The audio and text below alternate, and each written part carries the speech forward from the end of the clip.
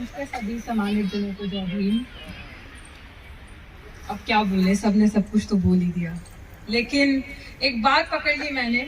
अच्छा, मैं कुछ कहूंगी तो क्रिटिसिज्म मत करना, बहुत मिलता है वैसे ही बाहर। हाँ, तो एक बात पकड़ी, लक्ष्मण जी भी बैठे थे और वो कहकर गए कि हमारी भी कुछ गलतियां हैं, समाज की कुछ कमियां हैं कि हमने महिलाओं को हिस्सेदारी और भागीदारी नहीं दी, या देर से दी, या बस छू दिया टर्म की महिलाओं की हिस्सेदारी, महिलाओं की भागीदारी, और बस बात कर दी और इसके आगे कुछ नहीं। लेकिन शायद मैं, जब मेरे को यहाँ पे 3-4 दिन पहले इनविटेशन के लिए बोला कि आप आए, 18-19 को प्रोग्राम है और आप एक दिन चूज कर लें या 19 में आप बोलें, तो सर, शायद वृद्धि सर पीछे बैठे हैं, तो मैंने उनसे दूसरा सवाल ये किया कि सर आप मुझे बता सकते हैं कि लिस्ट उसमें बोलने वाले कौन कौन है? तो कहते नहीं बहुत लोग हैं। मैंने कहा नहीं सर, लिस्ट में महिलाएं बोलने वाली कौन कौन है?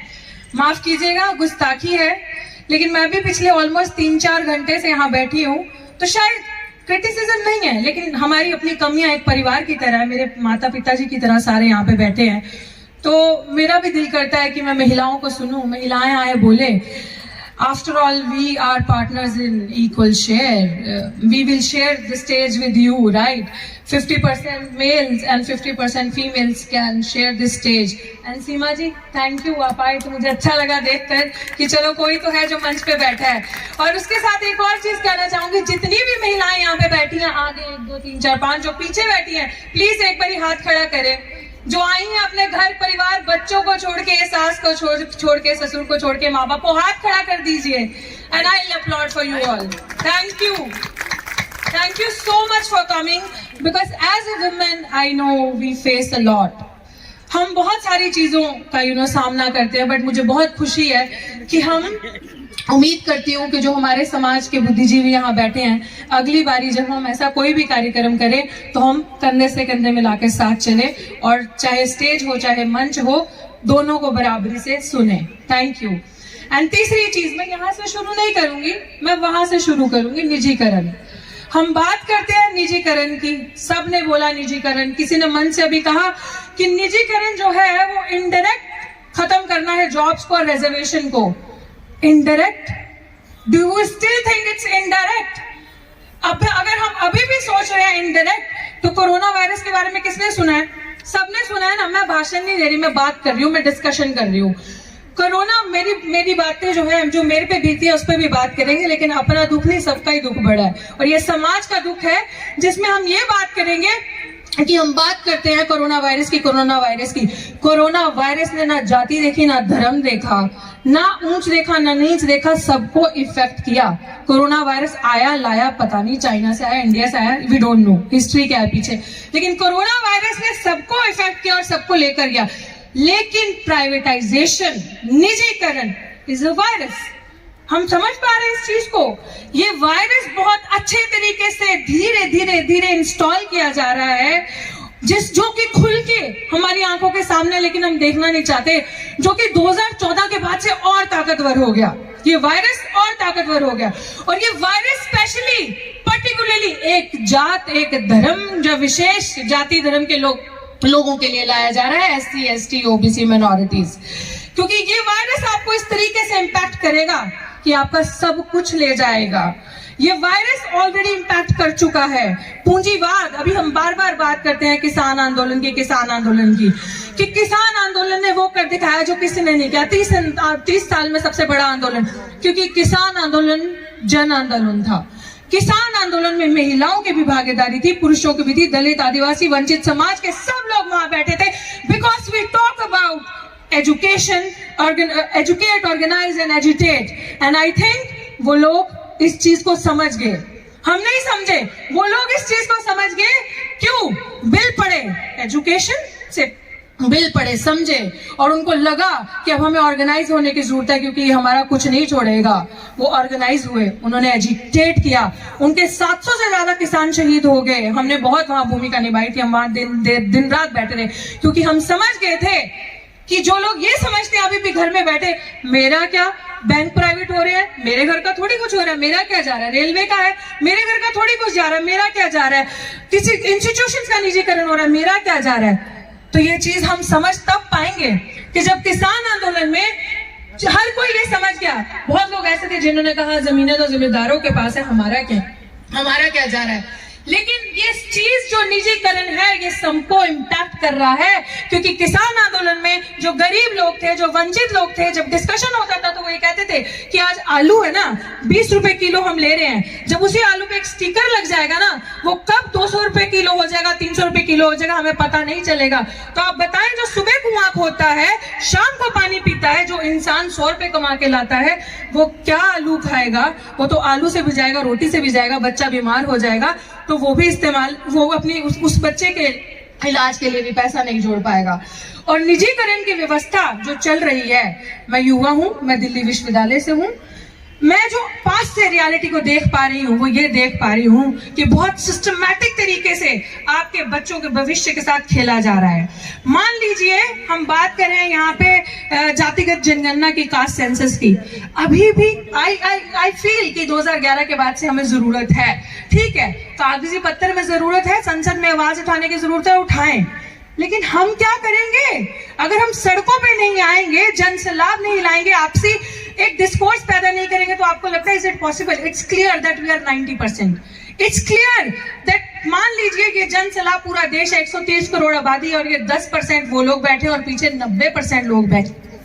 ये 90% लोग जिनको वोट का अधिकार है, ये 90% लोग जो आधे से ज्यादा देश बनाते हैं, ये 90% लोगों ने क्या गलती करी? ये 90% लोगों ने वन वोट वन वैल्यू की जो पावर है, ताकत है, उसको ना समझा, और वो वन वोट वन वैल्यू किसी एक ऐसे 10% लोगों के हाथ में दे दिया जिनके हाथ में आपने कलम की ताकत दे दी, कलम दे दिया। बहुत दुख के साथ मुझे आज यहाँ खड़े होकर एड्रेस करना पड़ रहा है। इस चीज को समझिए, जिनके हाथ में 10% जो लोग हैं जिनके हाथ में कलम की ताकत है, वो आए दिन ऐसी नीतियों पे साइन करते हैं जो रिजर्वेशन विरोधी है, जो आपके SC/ST एक्ट को डिलीट करती हैं, जो सिस्टम के अंदर बैठ के उसी कलम का सहारा लेके आपके काबिल बच्चों को, किसी की कोई मजदूर का बच्चा है, मैंने स्कैवेंजर का बच्चा है, वो माँ बाप मेहनत से आकर वहां पे आते हैं और उनके बच्चे पढ़ते हैं, और वो इंटरव्यू के अंदर 1 मिनट के अंदर आपके बच्चे को NSS घोषित कर देते हैं, नॉट फाउंड सूटेबल। रिजर्वेशन में आपकी सीटों पे नॉट फाउंड सूटेबल करके वो और लोग बैठ के आपकी सीटों पे बढ़ा रहे हैं। क्या हम अभी जागेंगे कि नहीं जागेंगे? आप इंटरव्यू में नंबर ला रहे हैं 100 में से 90, रिटन एग्जाम में, और आपके बच्चों को इंटरव्यू में नंबर दिए जा रहे हैं 1, 2। वो सिलेक्शन कमेटीज जो बाय डिफॉल्ट गलत है, जो खुद ही सिलेक्शन कमेटीज जो वहां बनकर बैठी हैं कि हमसे बड़ा गुणी कोई नहीं है, वो खुद में विफल हैं, खुद में निकम्मी सिलेक्शन कमेटीज हैं, उनके अंदर खुद का ज्ञान नहीं है, because they all come from, उनके कोई ना कोई जो गॉड फादर होते हैं वो इंटरव्यू या सिलेक्शन कमेटीज में बैठे होते हैं, उनका सिलेक्शन उस तरीके से होता है। हम लोग मेहनत करके जाते हैं, हम लोग मेहनत करके बैठते हैं, लेकिन हम इस अधिकार को कब समझेंगे, इस ताकत को कब समझेंगे? क्योंकि आप लोग, आई थिंक आज जनरेशनल गैप यहाँ पे है, यहाँ पे मंच में आई थिंक 70-80 साल के लोग भी बैठे हैं मुझे लग रहा है, और कोई 20 साल के भी बच्चे आई थिंक 10-12 साल के होंगे, एक जनरेशन गैप दिख रहा है। We are in 21st century and we still are strategizing, अब क्या करें, कब करें, बहुजन भाईचारा कब बढ़ेगा? अभी भी अगर if we think that there is a time that we still need to think कि okay we'll do tomorrow, या मेरे घर नहीं, आग तो उसके घर लगी है, I'm sorry, we are mistaken। सब कुछ चला जाएगा हाथ से और कुछ नहीं बचेगा, और गुंडागर्दी से, तानाशाही से आपके बच्चों का शोषण ऐसे ही होता जाएगा। आपके बच्चों का सबसे बुरा हाल हायर इंस्टीट्यूशंस में है। हायर एजुकेशन प्राप्त करने का कौन है यहाँ पे? हाथ खड़ा करो अगर इस रियलिटी को नहीं मानते, क्योंकि मैंने PhD थीसिस उस पे लिखी है। हायर इंस्टीट्यूशन में सिस्टमैटिक तरीके से आपके बच्चों के ऊपर आरोप लगा के किसी ना किसी तरीके से स्ट्रेटेजाइज करके बाहर निकालेंगे। किनको बाहर निकालेंगे? खतरा किनसे है? खतरा उनसे नहीं है जो पत्तल चाटते हैं या पगड़ी उठाते हैं संघ के कार्यालय में, जिनका नाम झंडे वाला से लिख के आता है। खतरा उनसे है जो शिक्षित होते हैं, जो कलम उठाते हैं, जो आवाज उठाते हैं, जो लोगों को संगठित करने की, एजुकेट और ऑर्गेनाइज करने की बात करते हैं। क्योंकि आपको किसी तरीके से इतना प्रताड़ित किया जाएगा कि आप पे झूठे इल्जामात लगा के सिस्टम से बाहर किया जाएगा। आपको एक लैंडमार्क, एक एग्जाम्पल के तरीके से सेट किया जाएगा कि देखो आवाज उठाई, रिजल्ट आपके सामने है, रिजल्ट आपके सामने है। आवाज उठाई तो देखो गई ना बाहर, आप लोगों के दिल में डर पैदा किया जाएगा। जैसे उनको लगा कि मेरी आवाज बंद कर देंगे, जो मेरे साथ हुआ। अगर आप लोग मेरा YouTube चैनल है या मेरी कहानी थोड़ी बहुत सुनी है तो आप परिपक्व होंगे। बहुत अच्छे तरीके से मुझे दौलत राम कॉलेज से बाहर निकालने की साजिश करी गई, और उस साजिश में जब उनको लगा कि समाज के कुछ लोग आकर प्रोटेस्ट करने लगे मेरे लिए, या उनको लगा कि लड़की डर जाएगी, दब जाएगी, बोलेगी नहीं, तो बाहर निकाल दिया जाएगा, अगर एग्जाम्पल सेट कर दिया जाएगा। लेकिन उनको ये नहीं पता था कि शायद हम लोगों की जो पीढ़ियां जो संघर्ष कर रहे हैं, we are rebels, we will fight अपने समाज के स्वाभिमान के साथ, और आत्मसम्मान जो मेरा है और अपने समाज के सम्मान के साथ समझौता नहीं करूंगी। बाबा साहेब की मुझे कुछ दिन पहले डिस्कशन हो रही थी, आई स्टिल रिमेंबर, मैं बहुत तेज तेज बोलूंगी, खत्म करूंगी। मद्रास में शायद उनका कोई लेक्चर था जहां पर उन्होंने कहा था कि हमें जॉब में कंसेशन नहीं चाहिए। हमें, आप सोचते हो कि हमें जॉब्स में कंसेशन चाहिए, that's what we only want. हमारी जो लड़ाई है ना, वो आत्म सम्मान की लड़ाई है या आध्यात्मिक लड़ाई है। वी नीड सम्मान, वी नीड रिस्पेक्ट। जो आप हमें नजरों से देख के खत्म करते हैं ना, उसकी हमारी लड़ाई है। हमारी लड़ाई है रूलिंग एलीट में आने की। जब तक हम रूलिंग एलीट में नहीं आएंगे, दैट इज नॉट पॉसिबल कि आप सोचेंगे बराबरी मिलेगी, दैट्स नॉट पॉसिबल। और जो लोग उस चंद चेहरे हमारे रूलिंग एलीट में आए हैं, वो जो सत्ता में बैठे हैं, I am sorry to say with heavy heart I need to say कि या तो आप आरएसएस की दरी ढोते हैं, या तो पत्तल चाटते हैं, या तो उनकी आइडियोलॉजीज को वहां लेकर जाते हैं। इसके अलावा आप कुछ नहीं करते हैं। आपके समाज के बच्चे, रोहित वेमुला गया, रोहित वेमुला ने जाते जाते अपने नोट में ये लिखा था कि आपको कैसे पहचानते हैं लोग, सिर्फ आपके साथ जो आपका बैगेज है, जो आपकी आइडेंटिटी है, आपका माइंड, आपका इंटेलेक्ट क्या है। They will not see you कि you have a potential, no matter what you are a minister, no matter what you are IAS IPS और यू आर डॉक्टर और engineer at a good position, but the baggage you hold, that is what they see, and through that baggage अगर आपके मुंह में आवाज है तो आपका सिस्टमैटिक डिस्क्रिमिनेशन और सिस्टमैटिक तरीके से आपको काटना शुरू कर देते हैं।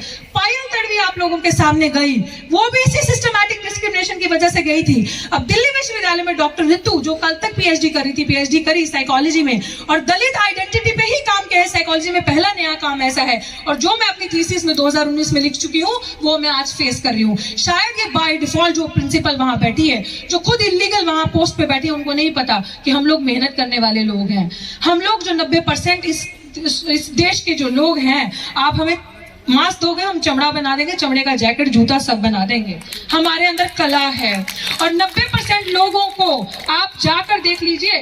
हम क्यों मेहनत करें, डेटा कलेक्ट करें, सर्वे कीजिए, बोले इन्हें सर्वे कीजिए, 10% लोगों का सर्वे कीजिए, और देखिए वो 10% लोग देश की बड़े बड़े बिजनेस टाइकून्स बन के बैठे हैं, बड़े बड़े बिजनेस संसाधन उनके पास है, और 90% लोग जनरेशन टू जनरेशन अभी सिवर में उतरते हैं। बच्चा, बाप, आगे आने वाली जनरेशन भी सिवर में बैठी है।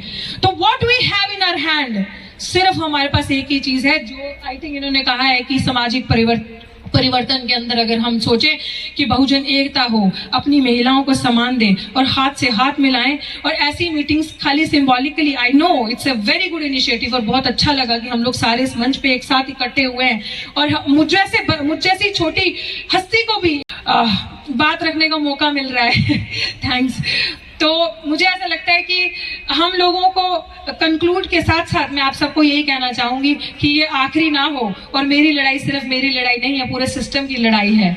और हमारे किसी बच्चे के साथ अंत में यही कहना चाहूंगी, इंतजार ना करें रोहित वेमुला की तरह और पायल तड़वी की तरह कैंडल मार्च करने की और जंतर मंतर पे प्रोटेस्ट करने की। And I am saying, do not come for me at Jantar Mantar, क्योंकि जब जीते जी कोई आप सबसे कह रहा है कि मैं जातिगत भेदभाव का शिकार हूं, आओ मेरा साथ दो, समाज लड़ो, तो please come and stand in solidarity with that person. Do not just symbolically protest for that person. Jai Bhim, Inqilab Zindabad. Thank you.